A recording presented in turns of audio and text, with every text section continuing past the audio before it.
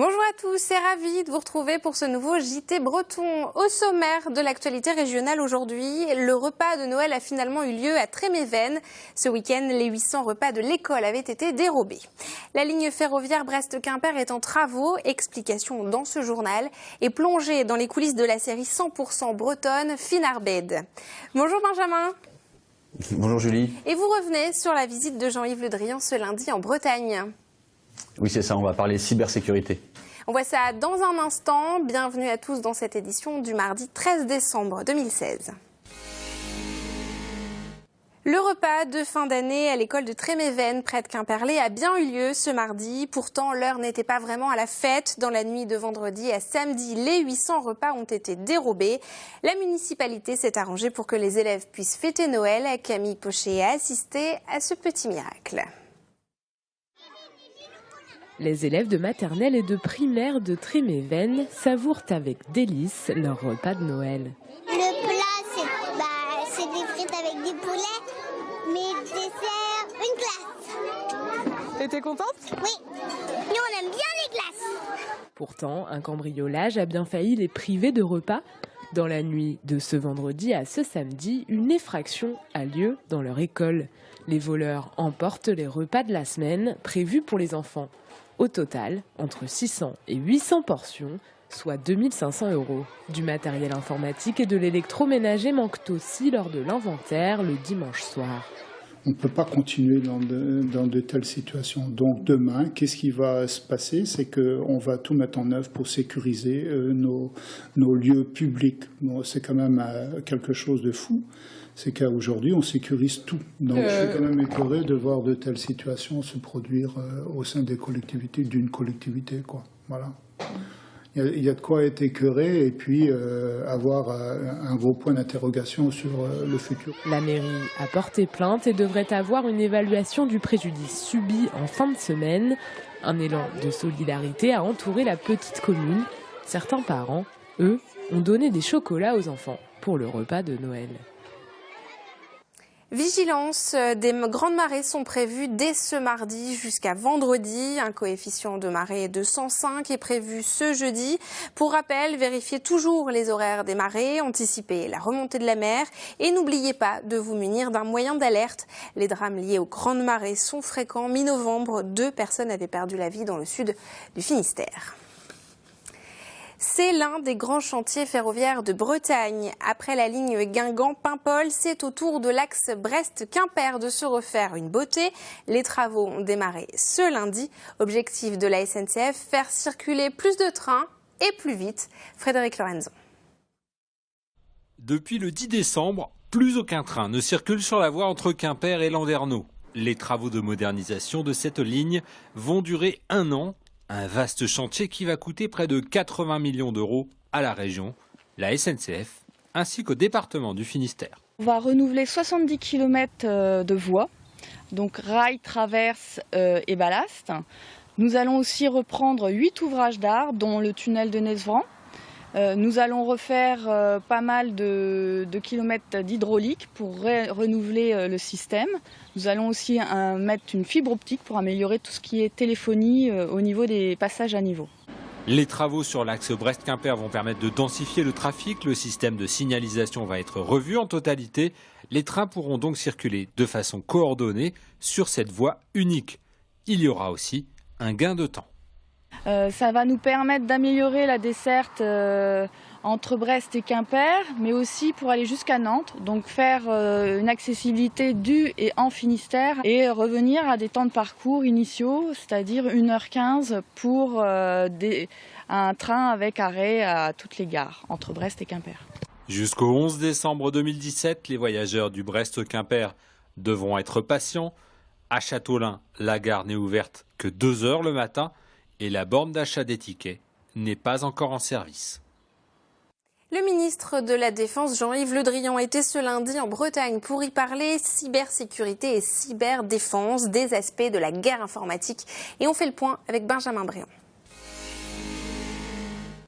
Alors Benjamin, la Bretagne se place au centre de la carte de la cyberdéfense en France. Bah oui Julie, bon c'est vrai que dès qu'il y a le préfixe cyber quelque part, ça sent un peu le pipeau, mais là la problématique est très réelle. Il s'agit de mieux préparer la France aux guerres numériques qui existent déjà, que ce soit par exemple via l'espionnage des télécommunications, l'envoi de virus ou encore la déstabilisation de l'économie. Alors qu'est-ce qui se prépare en Bretagne ? Alors concrètement, il y a 4 points en fait. À Rennes, d'abord, il y aura ce qui a été baptisé le pôle d'excellence cyber. Il est chargé de coordonner à la fois la recherche, la formation et le développement du tissu industriel autour de la cybersécurité, et en particulier d'accompagner les PME qui souhaiteraient se lancer sur le créneau. À Bru, près de Rennes, il y a le centre de maîtrise de l'information de la Direction générale de l'armement, de l'armée en fait. Là, on parle renseignement, protection face aux attaques informatiques et éventuellement lutte informatique offensive, par exemple la mise hors de fonctionnement des réseaux informatiques de nos ennemis. Là, il y a 1500 personnes qui sont appelées à travailler.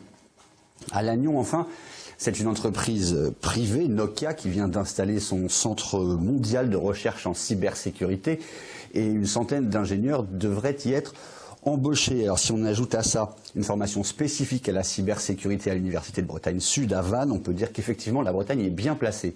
Et pour la défense, tout ça c'est une révolution ?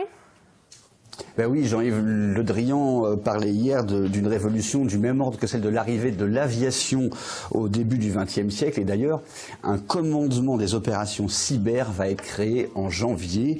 Il va regrouper 2600 soldats appelés combattants numériques, et on peut même supposer que ce n'est qu'un début. Eh bien, merci beaucoup Benjamin pour toutes ces explications. À bientôt.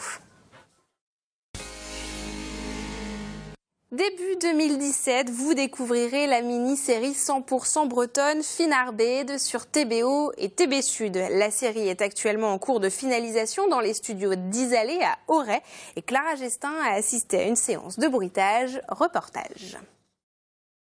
Silence. Bruit de pas, porte qui claque, c'est toute une ambiance que s'efforcent de recréer les metteurs en son. Dans les locaux de Disalé, à Plouarnel, Olivier met en relief les images. On utilise beaucoup d'objets du quotidien, beaucoup d'objets qui paraissent aux gens extérieurs au métier anodins. Là, pour ce film, on avait de la paille par terre, on avait des chaussures, on avait des morceaux de jeans. Donc, il n'y a pas d'objets tellement spectaculaires. Il y a par contre des détournements d'objets. Par exemple, on va, avec une petite cagette et une serpillière un peu mouillée, briser des os, quoi. On fait des bruitages techniques parfois parce que les sons qui arrivent du tournage sont pas suffisants ou manquants, ou il y a quelques erreurs, il y a des choses qu'il nous faut en plus. Et puis le bruitage narratif pour renforcer la bagarre ou renforcer des sensualités, etc. Disalé, c'est aussi Bresvod, lancé en 2012. Avec plus de 600 heures de programme, le site fait peau neuve et lance son Netflix à la bretonne. C'est la première fois que ça existe en langue bretonne, donc est-ce que ça va marcher ? Difficile à savoir. Pour l'instant, le système de VOD, il marche bien.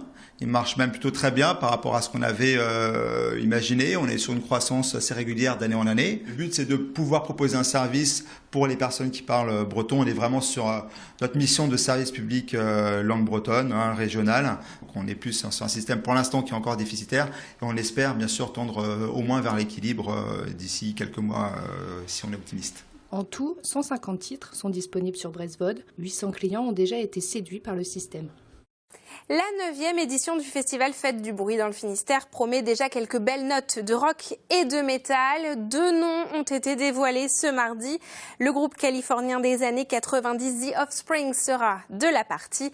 Et avec eux, Marilyn Manson, figure énigmatique de la musique métal. Cette édition se déroulera à Landerneau du 11 au 13 août 2017. Un député à la pêche, des cloches et la vie sous-marine, c'est le programme du Tour de Bretagne en 60 secondes de Benjamin Bréon. Un député à la pêche, c'est ce qui est arrivé à celui du Morbihan, Philippe Leray, ce lundi. Départ à 8h de Quiberon, relevé des dragues, tri des coquilles, retour en début d'après-midi et déjà un premier enseignement. La prochaine fois que j'en aurai une dans mon assiette, je me dirai « Oh là là, le partout !» Les 2 cloches de la maison Saint-Yves à Saint-Brieuc ont retrouvé leur place cette semaine dans le clocher refait à neuf. Muettes depuis 1969, elles sonneront à nouveau d'ici quelques mois. Testées et approuvées par Monseigneur Moutel, l'évêque de Saint-Brieuc et Tréguier, présent sur place. Enfin, gros plan sur la vie sous-marine quelque part dans le sud Finistère. Des images tournées par Olivier Vermèche et disponibles sur YouTube. Alors à quelle profondeur ont-elles été tournées ? Eh ben, quelques centimètres à travers un saladier, la preuve.